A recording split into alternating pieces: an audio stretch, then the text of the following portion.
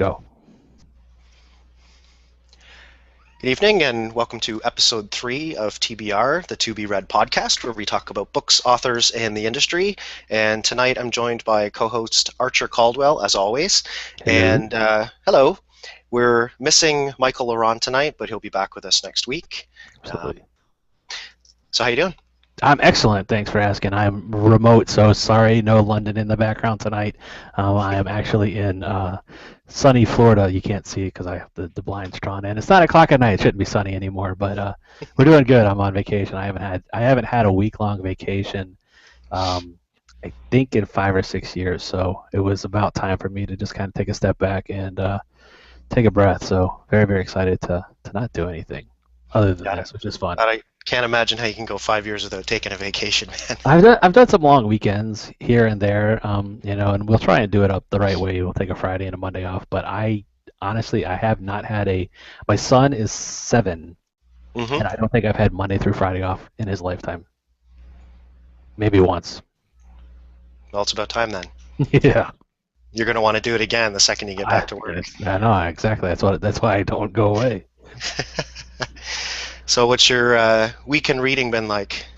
So my week in reading for work has been, I don't know, for those of you out there, there is a writing team of Sean Platt and Johnny B. Truant that are independently published authors that have a slew of different genres and platforms out there. But one thing that they're trying to do, it's a pretty neat endeavor too. They are trying to write an entire book in the month of June.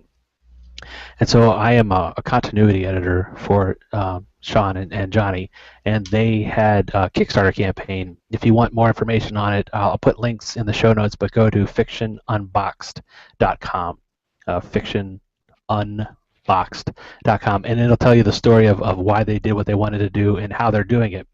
But ultimately, they're writing a book, and it is now the 24th of June. So they're 24 25th? days, 25th, okay, 25th of June. They're 25 days into a 30-day experiment. Hmm. And one of the things that I needed to do was read this book as I'm writing it and making sure that if someone had blue eyes in the beginning, they had blue eyes in the end. So that's what I've been doing from a work, if you will, perspective, but from a pleasure perspective. And I want to talk a little bit in detail about this as I read, and I put it up in the screen. It is a 3-book series, the Quarantine series. This is book 1. It's The Loners, by a writing duo of Lex Thomas. It's 2 writers. First guy's name is Lex. Second guy's first name is Thomas. And so together they have a pretty honest take on high school persona. I am far removed from high school, and I don't know pretty much what teenagers talk like today. My daughter is 11, so she's getting close, and I know Patrick, your daughters are there. Hmm. But it was authentic. That's the word I'm looking for. So we're trying to do what we do without giving away too much spoilers. The Quarantine series follows a high school full of students. So, yeah, there are a couple central characters that the story revolves around, but ultimately it's across an entire high school, and there is a epidemic that inflicts teenagers. So they can carry this bubonic plague, if you will, and if during puberty you're immune to it, but you're a carrier, and anyone that is before or after the series of being a teenager, you will die instantly. And so it just goes through this whole saga of that's critical to the story, but it's not giving away anything. You can read the jacket; it'll tell you that. But it goes through what happens when an entire high school is quarantined. So they have no idea what's going on in the outside world. They don't know if their parents and younger siblings have survived or anything. It's been domed off, and it is basically clicked into a really, really well told modern day Lord of the Flies. And so it's taking back those elements of hierarchies, and when you take away the rules, holy moly, what happens? I don't know, kids in the next room, so it's very clean episode for me today. But it's a really really well done book. It is 404 pages. I remember it's a 404 error. It's 400 pages. It reads really really quickly. There's 40 chapters. Something about and it rolls. There are a couple of different points of view, so you're not just following one character from start to finish. There's an overwhelming majority of the chapters go to this one character, but there is couple strong secondary characters that have their turn at point of view, and then even a tertiary character or two that have a spin through telling the story through their eyes. So it's done really really well. I'm not sure how old the guys are, but if they're close enough to their teenage years, it tells, and if they're far enough away, they really had the pulse, at least from a reader that um, I picked. And the thing is, I picked it up trying to find something from someone I had never heard of before, and I didn't want to judge the book by its cover. So I as randomly as possible walked down an aisle and grabbed the book, and I'm really really lucky that I did because this is a quality book. I will probably get the second book when I have a slot available after I finish the Fiction on Box project for work, and then the next book that I have on my plate is Stephen King. So gotta bring in the big boys every once in a while too. So as Is much as that I is that Mr. Mercedes or something else? something else I can't remember what it is. I'll pull it up before we go away for the week. Cool. And you said Loners is a trilogy, right? It is. There's the Loners, and then the second book is the Angels, and let me see if I can see what the third book is real quick. That sounds like a gang name. Yeah, right. I'm sorry. Book two is the Saints. Okay, that And sounds like a gang name. it does, doesn't it? Doesn't it? But it's really done well. No, I don't see the third book yet. Um, but it won the 2012 Book List Youth Editor's Choice. Oh, so that's the other thing. Um, it's YA, but it's mature YA, and not from a language perspective. There are a couple f bombs in there, and they talk like teenagers talk. When I was 17, I swore, and so did my friends. Hmm. So it added a level of authenticity to it. Um, but it's graphic. There are some things that teenagers do when no one's looking. So That's what I and was going to ask. So how gory is it? it's not gory in the sense of turning your stomach, but there are some scenes that I I wouldn't want my 11-year-old to read just yet. Okay. But violence, a little bit of things that teenagers do when no one's looking, and puberty is why they're there. Hmm. But that's few and far between. I would say what would keep me away is there are some acts of violence that are not stomach turning because I'm a horror fan. I like that kind of stuff. But I would say um, 14, 15, 16 is probably a good age to read it. Okay. But The other thing I was going to ask, if it's not spoiling anything, is you mentioned that like they have no communication with the outside world whatsoever. right. Why? No, um, because the contagion in their body is so transferable. I'm Hmm. sorry, I'm not a doctor, but when the first pass of teachers tried to came in to um, tell a story, people were dropping on the spot. It just your lungs putrefy and it comes out.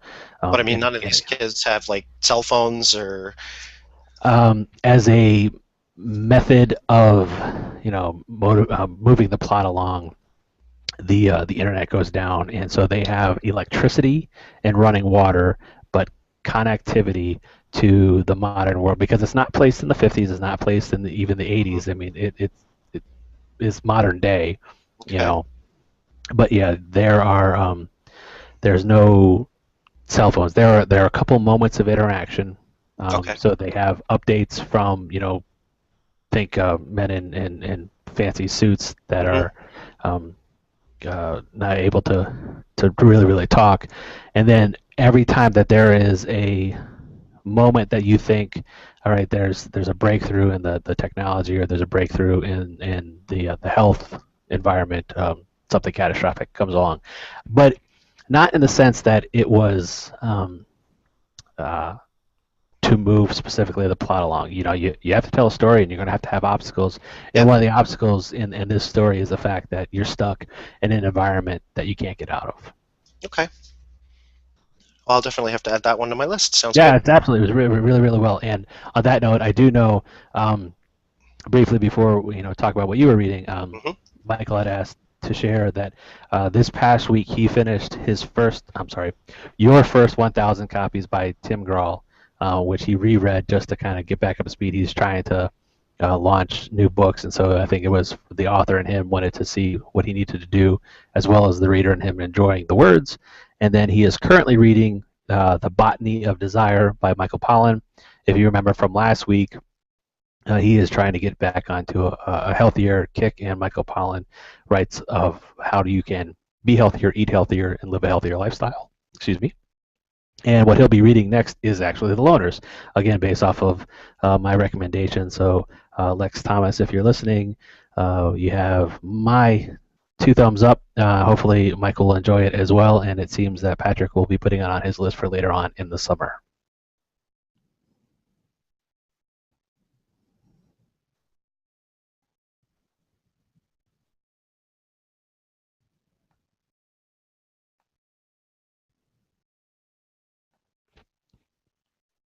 Can you hear me, Patrick? Because I can't hear you. Sorry, I was muted. Okay. Excuse me. Uh-huh. So that's your reading for the week?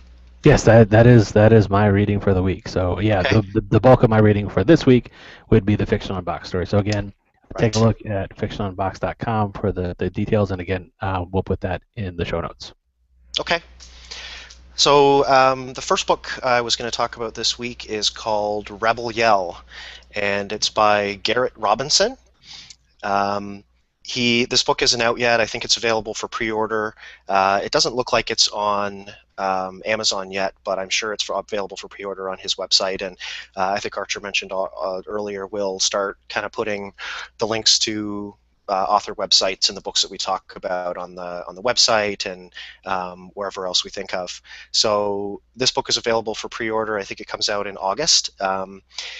So Rebel Yell is about a band, and specifically the lead member of that band, Steve, who they want to get a record deal like any band does with a big record company, and other members of the band want to sort of put videos up on YouTube and try to kind of get a name for themselves by playing live gigs. But their front man really kind of has his heart set on getting the big deal with the big record company, and so they are contacted by the record company, by Lenny, who's one of the best characters in the book. He's a really gruff, no nonsense guy, and he kind of gives Steve what could potentially be sort of the deal of a lifetime, which is, without giving too much away, to work with one of the other label's artists to write some songs for her. And she's, one of the biggest music stars in the world at this point.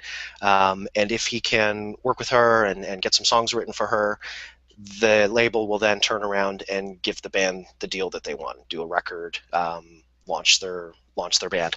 Um, I enjoyed the book a great deal.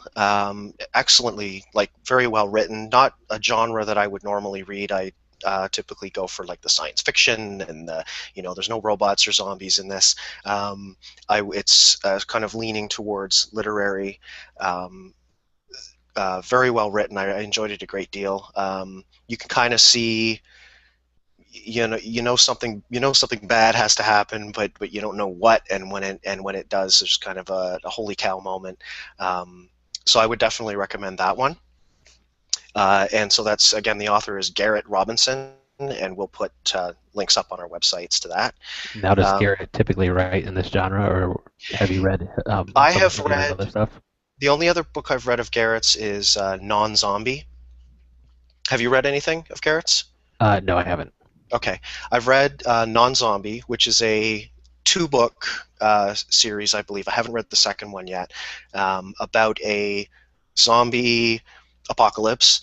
And one of the there's a man and his wife and son, I believe, doing what they can to survive the zombie apocalypse. And he gets bitten and turns and kind of wakes up the next day, and he still has sort of he can still think, he's still conscious within his zombie body, and he sort of learns that he can control his body in some way. So he kind of tries to get back home to his family, and he wants to protect them, but he's a zombie, so he hopes they don't kill him. And right, um, I think normally he writes fantasy. He has the Realm Keepers series, and I have not read that.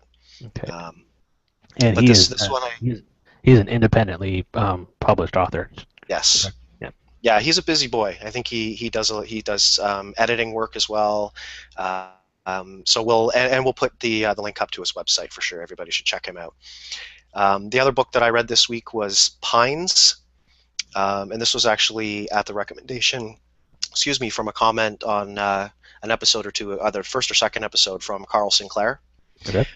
who recommended this. It's the first book in the Wayward Pines series by Blake Crouch, and absolutely loved this book.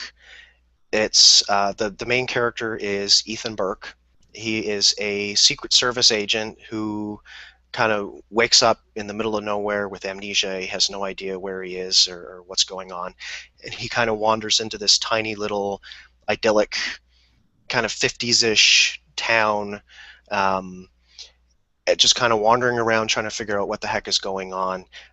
Slowly starts to remember why he's there. He's there to investigate the missing of two other Secret Service agents.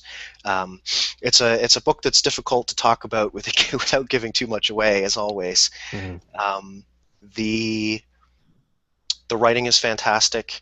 It's extremely fast paced. Once the ball kind of gets rolling, once he starts to realize just how off things are in this town. It's the kind of thing where he ends up on the run, and the second he starts running, he doesn't stop until the book's over. Um, it can be it's one of those books where it can almost be a little exhausting to read. How long is the Um, series? Is it I believe there's two books in the series right okay? now. Oh, Um, so it's relatively new. It could add to that. I mean, is it in the spirit of Bond, Bourne? I mean, like that kind of stuff, or it's so he attributes the book a lot to Twin Peaks.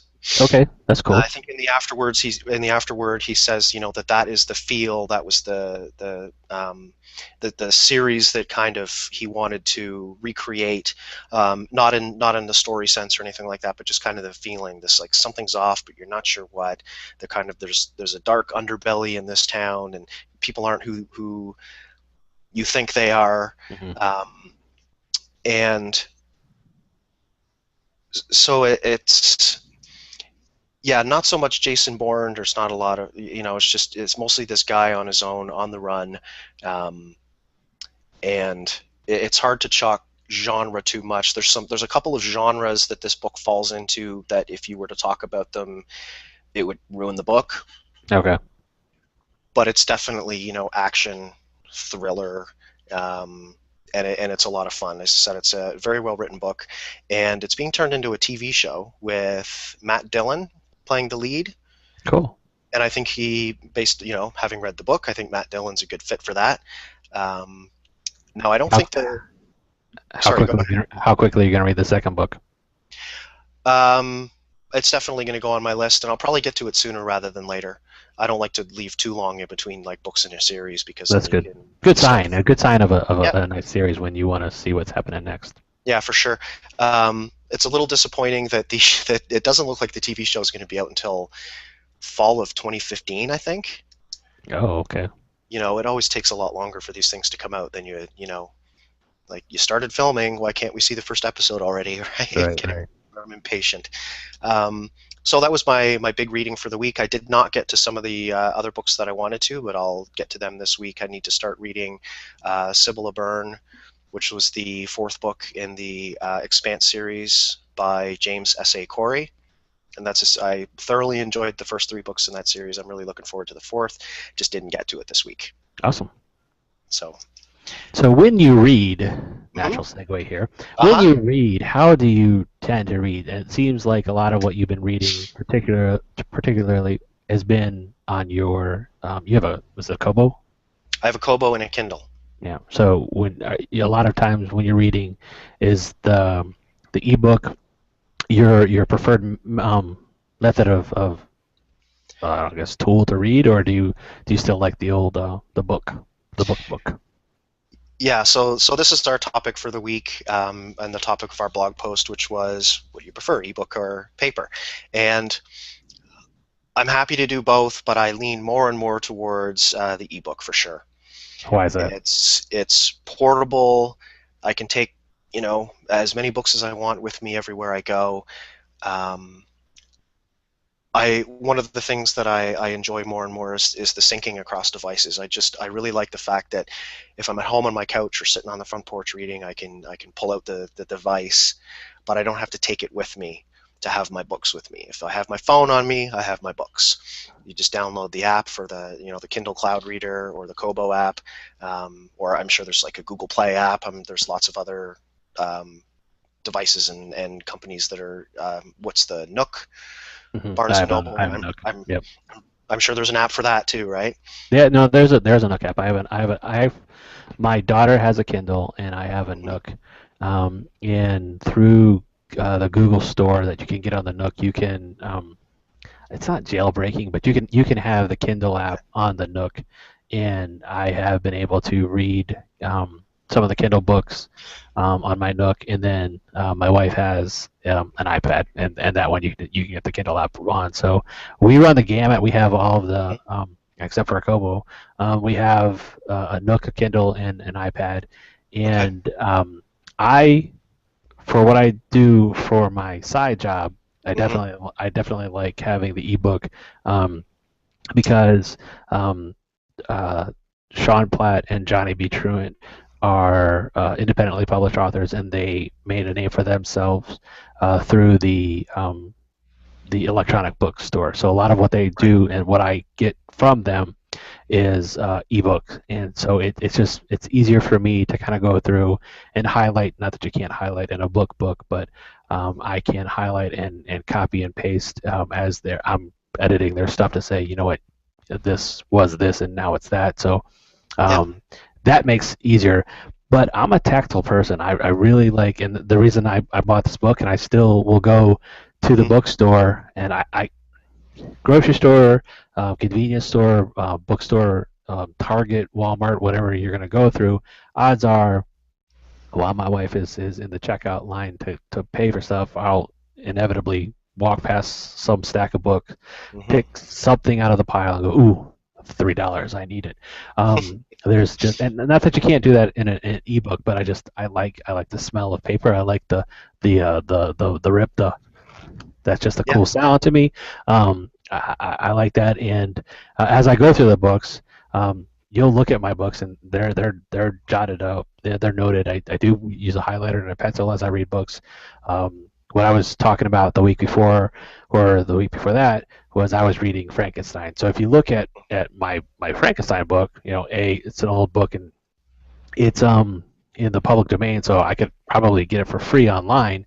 But I just had a little $2 book that I got from Barnes and Nobles, and it's just highlighted to heck, and there's just pencil markings and pen markings all over the place, and just circles and whatnot. So I definitely am very very creative, I guess, with my paper book. But Hmm.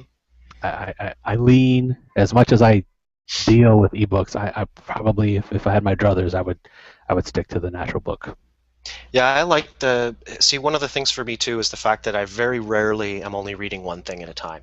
Sure, yeah, I'm with you there. So I could have four or five books going on at once sometimes, Absolutely. and again, I really like the fact that I can read with the device at home, and then as long as I have my phone on me, whether I'm on lunch, at work, or standing in line for a coffee, or wherever I go, I have my book or books with me, and um, I wouldn't want to carry 5 physical paper books around with me everywhere I went, just, because you don't I've know, tried it. It's a you pain in may the be butt. reading, yeah, you may be reading something that's, a little humorous, or, that's got sort of bits and bytes that you can pick up and put down easily, which is what you might choose to read if you're just standing in line waiting for your coffee. You might have something that's a little more, you know, ambitious, longer chapters that you're okay Mhm. with reading on your lunch. You may have, maybe you're reading some nonfiction and you've got some fiction and you don't feel like picking up the nonfiction right now, and so it just makes it really easy just to flip around, and I can pick and choose what I want to read at any given moment. I like the fact that just the mobility. I love paper books too. I No, mean, I hear you, and I mean, and you're making an awesome argument because it's true. Between my Nook and and my laptop, I probably have, oh gosh, a few dozen books that I'll bounce around. And as much as I thought, I don't know, maybe it's just I'm an accounting major, and so I have all of my textbooks from college still, okay, from an accounting perspective, and because a bit of advice that was given to me early on in my career was everything you'll ever need to know in accounting has been written down somewhere. It's hmm, just your job to find it. And so I have that hoarder mentality maybe of don't dump a book. Um, yeah, but since I've shifted into the Nook, a lot of the books that I've gotten for work have been ebooks, and that has been really really helpful because to that exact point, you know what, you have to go and flip around, and if you look at some of these books, they're massively thick. They're right, probably 2 inches thick, or they're just a couple of bytes on your Nook, and they're their exact same size, no matter how big yeah, or and small they are. something like that weighs 10 pounds. You don't want to Yeah. have a copy at home and a copy at work and a copy in the car, and Right. And then was it you or was it Michael last week or the week before talking about Whisper Sync? Because that's pretty cool too. I mean, there are technology things that you can get yeah, in an ebook because Michael's the whisper sync guy, and that's if you're listening to the audiobook, it'll pick up right? where you left off in the ebook, right? Yeah, that's my understanding as well. I And haven't tried it that's just before. pretty freaking cool right there. That just to sit Right. there and go, oh, you know what? Because I drive, Hmm. and you drive into work, and you could probably knock out a chapter or two if Yeah. you're driving, and then on your lunch break, to your point, or you're standing in line to grab your coffee, you can pick up on your phone or your Nook or your Kindle, or I guess it would have to be a Kindle for this one, but that right there. I mean, unless I hire someone to read the book to me as I drive into work, and then say, okay, point to where you left off, and then I'll pick it Hmm. up when I have. Now that hands down, the ease and portability of an electronic book Yep. is second to none. But I still like my books. Yeah, I think one of the kind of points I made on our blog post for this as well was sort of price. Yeah, sure. Books are expensive on any format really, and so typically what I do is how I get my book. I kind of evaluate where it's available, and Hmm. then how much I'm willing to spend on it. So Sure. if it's a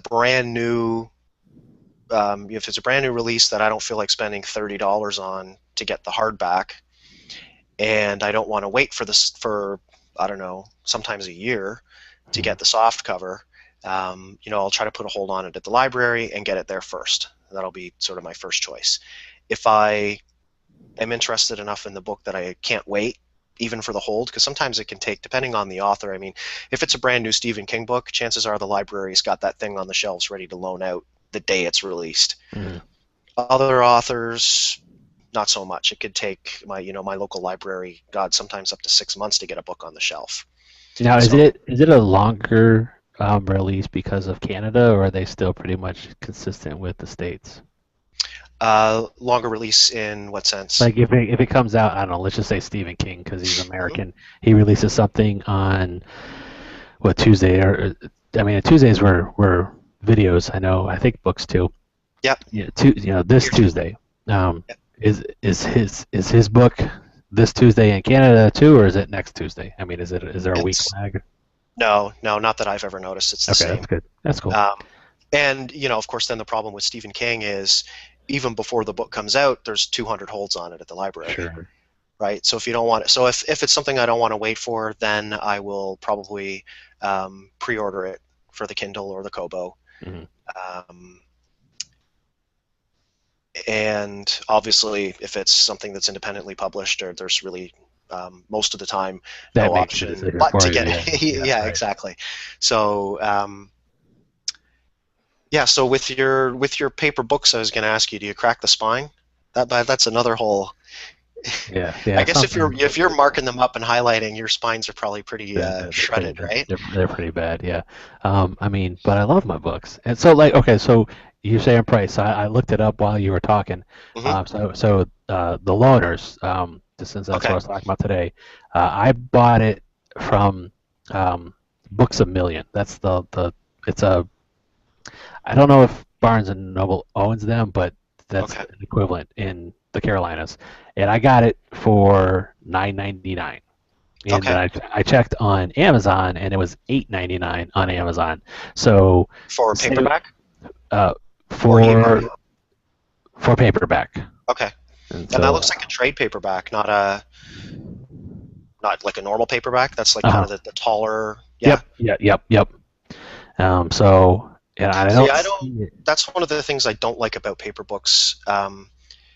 Is kind of the, I don't know if shenanigans is the right word, but you used to, they would come out with the hardcover for $30 or whatever when a book was initially released, and then 6 months or a year later come out with the paperback, that the smaller paperback that we're all used to seeing, for about $10.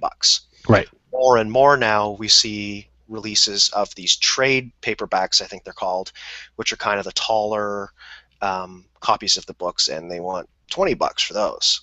Yeah, but this one was 10. This was $10, Sure. and I like the size. I mean, it feels good in your hand. I mean, because I do.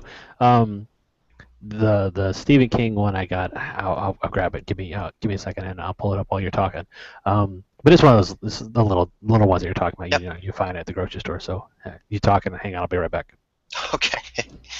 I think the other thing I was going to mention, I don't know if Archer will be able to hear me talking while he's away, but um, one of the things I like about the technology. Oh, we'll give him a second to come back. I'm back.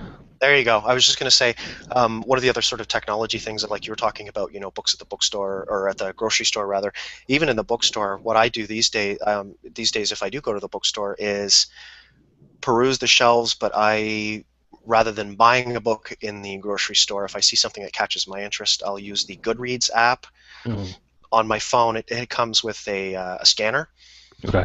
So, and you can scan the ISBN on the back of the book, and it, connects to Goodreads, pulls up the book for you. So while you're standing right there, you can read reviews, read a little bit more about the book than is maybe on the back of the blurb on the back, and decide That's cool. if you want to get it. So I'll sometimes go to the bookstore or even the library and just scan 10 or 20 ISBNs. I can take that home and spend a little more time deciding what I want to buy and which ones I want to spend my time with. So that's Sure. pretty No. cool too. Yeah. I was at a grocery store, and it's Joyland. Stephen King. Okay. So $8. My wife hated. I don't know, salad. Is So that short stories, or is that one no, it looks like it's one. Yeah. the one story? A I think. novel of carnival life and death. In a world, college student Devin Jones took a summer job at Joyland, hoping to forget the girl who broke his heart, Stephen King. So we'll Cool. see. I'll let you know what it is. Hopefully next week or the week after. But Okay. it looks like it's a quick read. And some of his stuff plots, but some of his stuff you fly through. I think when I read, it was decades ago. But when Hmm. I read The Shining, I think it took me a day. It's just like, oh, I gotta finish this story. So same thing with um, what was the other one? I'm blanking. Uh, Annie breaks the ankles.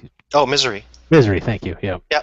Yeah. I think Stephen King was probably one of the first authors, like one of the authors that I read when I was quite young, one of the Mhm. first ones that really caught my attention. And so I was reading, Firestarter and Carrie and Sure. Christine, Yeah. Skeleton Crew, like all his short story collections. And I kind of read King and stuck with him through, I'm going to say Tommyknockers. Okay. I don't know if I can't remember if Misery was before or after that. It was around the same time. So the sort of It came out, which was the big, It was you know, tough to read. I mean, it was, yeah. And it's good. It's really good, yeah. but it takes a lot out of you. It's just Hmm. and then the one it didn't turn me off, but the one that I just it was probably the last book that I had to go out and get right out of the gate was Needful Things. That one was just it was too darn long. That's another one that I think that's around that period in his career for me where, which was, I mean, I didn't know a book could be that scary at the Mhm. time that I read it. Tommy Knockers, kind of things started to slow down for me. Yeah, Needful Things for me as well. It just sort of kind of just tapered off and started to lose interest. Mhm. Um, and so I didn't. I read the first couple Gunslinger books, and it wasn't until years later I think that he picked that series back up, and I just kind of never went back to it. I read Cell. Okay, I haven't read that. I'm gonna say that's what 3 or 4 years old now, probably, Okay. maybe older. Um, in an attempt to just, I haven't read Stephen King in a while. I'm Yeah, gonna let's try check it. And out this new book. that's what I'm doing And with Joyland. I haven't read him yeah, in a while, so yeah. So he's definitely one of the first authors that got me into reading, but not one that has held my interest through the last 10, 20 years. mhm. So maybe somebody to go back to Yeah, we'll see. Like I said, if I ever run out I'll of be books to candid. read. Oh my gosh, yeah, exactly. But it was more. Um, it just I get itchy at checkout lines. So I saw it, and I don't like making small talk with the register people. So here, buy me a book too. There you go. Yeah. Cool. Anything else? I'm just flipping over to YouTube for a second Okay. here.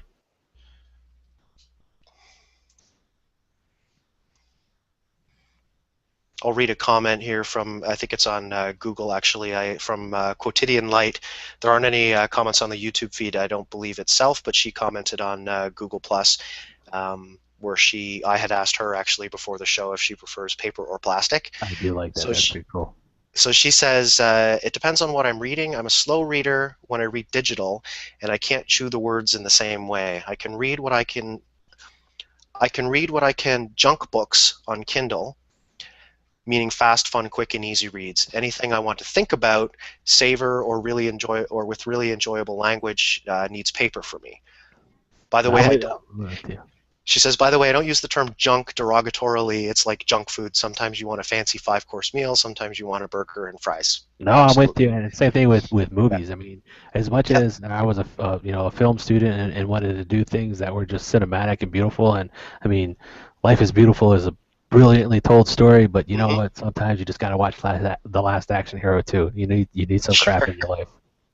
Um, so just the rest of her comment here. She says, my eyes just get distracted a lot more on my Kindle, and my ADD gets bad unless the story is super fast, which coincidentally isn't my preferred reading. I'm hoping to get a Kindle White. I wonder if some of the issue is the gray background on my Kindle Touch. Yeah, that's the other thing with these devices. You can get ones with the backlight, which will chew your battery, but it might make Right. it easier or harder on your eyes. I don't know. I just use the ones that are just the plain old paper white, and the Kobo Touch, just a Hmm. plain old Kobo Touch. Um, so the last part of her comment here, I keep trying to read Kindle books since they're so much cheaper, but I often end up not finishing, or like now, excuse me, not finishing a book for 2 months because I'm trying to force myself to finish something I'm reading on my Kindle. Gotcha. Yep. No, it does. It takes some getting used to, and I think the first couple of books I got on my Nook, I plotted through just because they try and make it look like you're turning a page, but you do. I found myself getting lost, and the one thing um, for the Nook though, if you drag the wrong way, all of a sudden your font gets bigger or smaller, and then all of Okay. a sudden like, oh crap! Now when I try and flip back, I've lost the pacing of the words, and Yep. it just Yeah, it's technology, and it's relatively new technology, really, in the bigger scheme of things.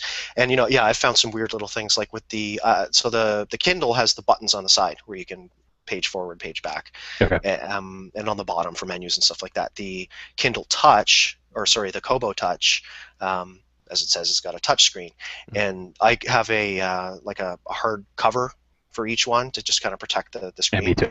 Mhm. And I noticed I would put down the Kobo and close the cover to go get a coffee or whatever, and I'd come back and I'd be on some random page in the book because the cover was Paged being over. was triggering page turns while I was off doing something else. Um, So weird little things like that, and yeah, the font. Um, it's nice to be able to change that stuff.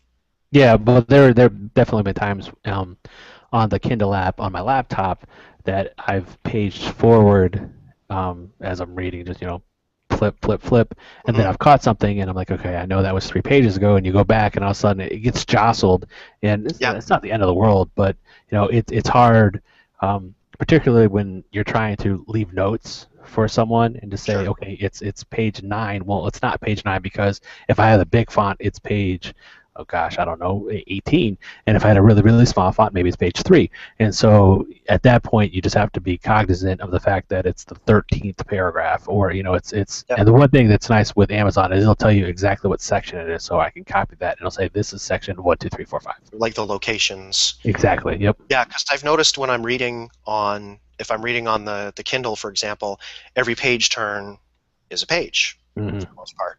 If I'm reading the same book on my phone, it Oh takes gosh, it's like two seven or three pages. or four, yeah, before it registers a page turn. So you've read 20 pages, but it's really only five. Right. You know, it's no big deal. No, no. I mean, you take the good with the bad, and Yep. for all of the whisper syncs and the fact that yes, I do. I'll read something on my laptop, and I have um, the Kindle app on my laptop, and then I have Yep. the Kindle app on my phone. And yes, it's nice to I'm reading something, and then as I go off to grab a coffee, or I'm just sitting, you know, at my desk waiting. There, I'll be on conference calls, and I'll read on my phone. So hard at work, right? Okay, so on that note, we've gone a little bit longer tonight, which is fine, but Yep. No, that's the thing. We'll try and keep it 30, 40 minutes, and so we're right at the high end of yeah, that. So, but it was a good topic. I'm glad we had a chance to talk. yeah, so I think it's probably your turn to pick a topic for next week. You don't need to do that right this second, but um, we'll pick something to talk about next week. Well, next week we were talking about how do we find the time to read with all the stuff that we're doing. So we Okay. will, Yeah, okay, I forgot we already talked about that. mhm. But Never mind. we'll get the ball rolling there. Um, if you find us on YouTube, it's available now. We will get it up on the iTunes link later on this week. Try and get that up before Friday and try to have that be a regular consistency. If you go to tbrpodcast.com, Sunday nights is when you'll see the blog post for the next week's episode. And while this one is technically on a Wednesday night, if you're listening to us after the fact, that doesn't matter. We do go live Tuesday nights, 9 p.m. Eastern Standard Time. Yeah, we should be back on track next week. Yep, absolutely. And we'll have Michael, too. Three Musketeers are back in action. There we go. Right. Okay, Right. so everybody have a good week, and we'll talk to you next Tuesday. Thanks, guys. Night.